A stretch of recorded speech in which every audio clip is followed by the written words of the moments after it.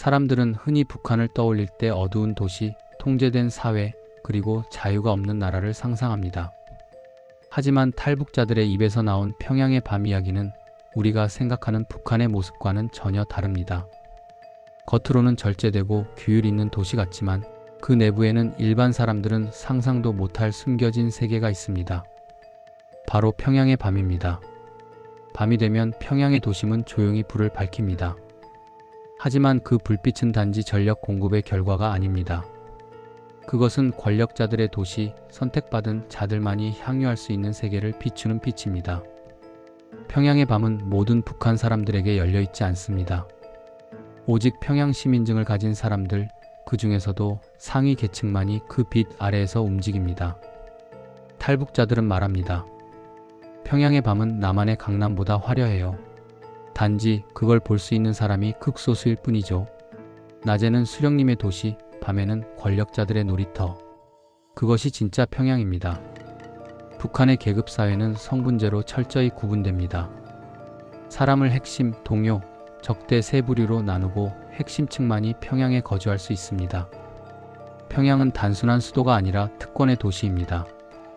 평양 시민들은 배급도 더 많이 받고 전기 공급도 안정적이며 국가가 특별히 관리하는 대상입니다. 그래서 평양에 산다는 것은 북한에서 곧 신분이자 자랑입니다. 하지만 그 신분이 보장하는 건 단지 생존이 아니라 때로는 쾌락의 자유이기도 합니다. 해가 지면 평양의 특정 구역들은 전혀 다른 분위기로 바뀝니다. 통일거리, 창광거리, 대동강변, 그리고 봉화거리 일대는 소위 고급 주거 지역으로 알려져 있습니다. 이곳에는 당 간부, 군 고위층, 그리고 외화벌이에 참여한 엘리트들이 거주합니다. 이들의 자녀는 별도의 외국어 학교를 다니고 외제차를 타며 해외 물품을 접할 수 있습니다. 그런 계층이 즐기는 밤은 철저히 계획된 사치입니다. 탈북자 한 사람은 이렇게 말했습니다. 평양의 밤거리를 보면 북한이 아니라 다른 나라에 온 것 같았어요.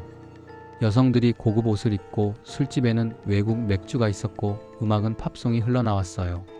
물론 이런 곳은 누구나 들어갈 수 없습니다. 평양 특급 식당이나 외화 전문 다방, 고급 접대소라 불리는 곳들은 보위부의 관리 하에 운영됩니다. 입장객의 신분은 철저히 확인되고 외화나 특권층의 보증이 없으면 접근조차 불가능합니다. 이런 공간은 외부 시선에는 존재하지 않는 장소로 취급됩니다. 외국인 기자가 평양을 방문할 때는 철저히 가려진 거리와 장소만 보여주기 때문에 이런 곳들은 절대 공개되지 않습니다. 하지만 내부 사람들은 압니다. 평양에는 두 개의 도시가 있다는 걸. 하나는 보여주는 평양, 하나는 숨겨진 평양. 숨겨진 평양의 밤은 접대 문화로 대표됩니다. 고위 간부들이 외국 투자자나 군 간부 혹은 다른 지역의 고위층을 맞이할 때 국가기관이 직접 여성을 배치합니다. 이 여성들은 단순한 접대원이 아닙니다. 대부분 예술대학, 외국어대학 출신으로 미모와 교양, 그리고 외국인 상대 대화 능력을 겸비한 이들입니다. 그들은 기쁨조라 불립니다. 이 단어는 북한 내부에서는 금기어지만 이미 국제사회에서는 잘 알려진 존재입니다. 원래는 김일성과 김정일 시대에 조직된 여성 예술단의 일원이었지만 사실상 권력층의 사적 유흥을 담당했습니다. 탈북자 중 일부는 직접 그 내부를 경험하거나 목격했습니다. 그들에 따르면 기쁨조는 단순한 춤이나 노래로 끝나지 않았습니다. 술자리와 개인 접대가 이어졌고 일부는 장기적인 관계를 유지하며 권력층의 사적 욕망을 채워주는 역할을 했습니다. 하지만 이런 문화는 결코 자유롭지 않았습니다. 그 여성들은 모두 국가기관의 철저한 관리 아래 있었고 신상과 가족이 감시당했습니다. 그들이 거부하거나 탈출을 시도하면 가족 전체가 처벌받았습니다. 그럼에도 불구하고 평양의 밤문화는 계속 유지됩니다. 이유는 단순합니다. 권력층의 사치가 곧 체제의 안정과 연결되어 있기 때문입니다. 간부들이 만족해야 체제가 유지됩니다. 평양의 밤은 체제의 윤활유 같은 존재입니다. 또 다른 탈북자의 증언에 따르면 봉화거리와 보통강호텔 주변은 권력층의 비밀 회식 장소로 유명합니다. 이곳에서는 외국 술, 일본산 화장품, 심지어 한국산 제품까지 밀수로 유통됩니다. 그리고 이런 제품을 공급하는 역할을 하는 이들이 바로 외화벌이 담당자들입니다. 북한의 외화벌이는 단순히 돈벌이가 아닙니다. 체제 유지 자금의 핵심입니다. 그래서 외화벌이에 성공한 사람은 즉시 특권층으로 올라섭니다. 그들은 그 대가로 밤의 세계에도 접근할 수 있는 권한을 얻습니다. 평양에는 그들을 위한 비밀 클럽이 존재하며 그곳에서는 당 간부와 외화벌이 엘리트들이 함께 어울립니다. 이런 공간의 문은 일반인에게는 절대 열리지 않습니다.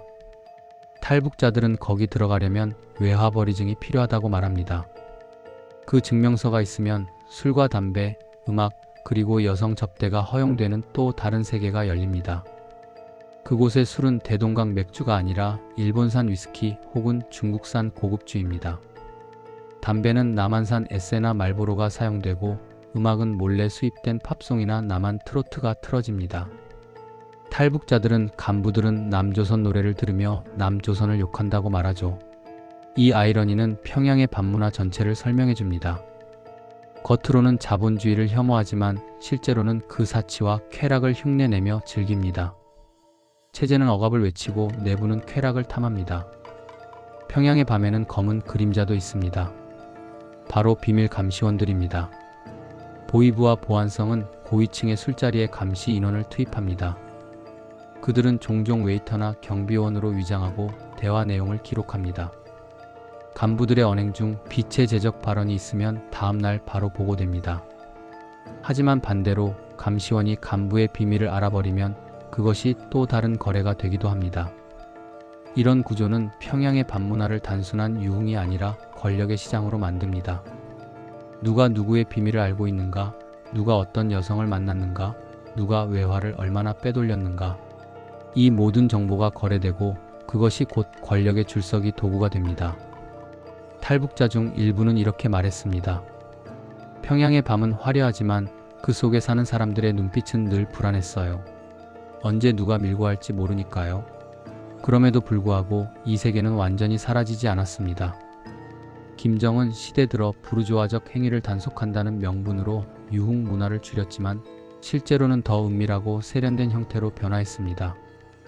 과거에는 국가 주도의 접대 문화였다면 지금은 사적 네트워크 형태로 이어지고 있습니다. 요즘 탈북자들의 증언에 따르면 평양에는 이제 비공식 룸살롱과 비밀 식당이 생겼습니다. 겉보기에는 일반 식당이지만 내부에는 고급 방이 따로 있고 외화를 가진 손님만 출입할 수 있습니다. 그곳에서는 단속 대상인 외국 술과 남한 노래가 흘러나옵니다. 이런 식당은 대부분 외화벌이 기관, 무역회사 또는 군의 보급 라인을 통해 보호받습니다. 뒷배경이 없으면 단 하루도 버티지 못하죠. 결국 평양의 밤은 돈, 권력, 성, 그리고 정보가 얽혀있는 하나의 거대한 네트워크입니다. 하지만 평양의 일반 시민, 즉 하층민에게는 그런 밤이 존재하지 않습니다. 그들의 밤은 정전과 추위, 그리고 배급 걱정으로 채워집니다. 도시의 중심이 불빛으로 반짝일 때 외곽의 사람들은 초라한 촛불 아래에서 하루를 마감합니다. 이 극단적인 대비가 바로 북한 사회의 본질입니다. 통제된 도시 속에서도 욕망은 존재하고 권력층은 그 욕망을 제도화했습니다. 그 결과 평양의 밤문화는 단순한 유흥이 아니라 체제의 거울이 되었습니다. 한 탈북자는 이렇게 말했습니다. 평양의 밤은 아름다워요. 하지만 그건 누군가의 고통 위에 세워진 불빛이에요. 그리고 그 말이 이 이야기를 모두 설명합니다. 평양의 밤은 어둠 속에서만 빛납니다. 하지만 그 빛이 비추는 것은 환락이 아니라 불평등과 두려움, 그리고 철저히 관리된 욕망입니다. 결국 진짜 평양의 밤은 화려하지 않습니다. 겉으로는 사치스럽고 세련되어 보이지만 그 속에는 감시와 통제가 숨어 있습니다. 평양의 불빛은 사람들을 비추는 게 아니라 그들을 가려줍니다. 자유를 잃은 도시의 환상, 그것이 진짜 평양의 밤문화입니다.